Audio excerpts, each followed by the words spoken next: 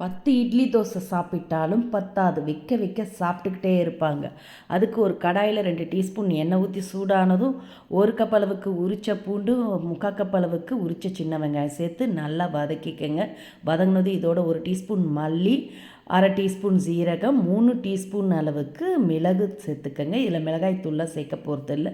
ஃப்ரெஷ்ஷான கருவேப்பிலையும் சேர்த்து சூட்டோடு கலந்து ஆறின பிறகு மிக்சர் ஜாரில் சேர்த்து 1 டீஸ்பூன் உப்பு, கொஞ்சமாக தண்ணீர் விட்டு இது மாதிரி மைய அரைச்சி எடுத்ததை கடாயில் தாளிச்சிக்கலாம். அதுக்கு திரும்பவும் கடாயில் 2 டேபிள் ஸ்பூன் நல்லெண்ணெய் ஊற்றி சூடானதும் கடுகு, ஜீரகம், ஒரு வரமிளகா, கருவேப்பிலை எல்லாம் சேர்த்து நல்லா பொரிஞ்சதும் நெல்லிக்காய் சைஸ் புளியை கரைச்சி ஊற்றிக்கங்க. ஒரு 1/2 கப் அளவுக்கு புளிக்கரைசல் ஊற்றிட்டு இதில் அரைச்சி எடுத்த விதையும் சேர்த்து கொஞ்சம் மஞ்சத்தூள் சேர்த்து தேவைப்பட்டால் உப்பு பத்தலாம் சேர்த்துக்கங்க.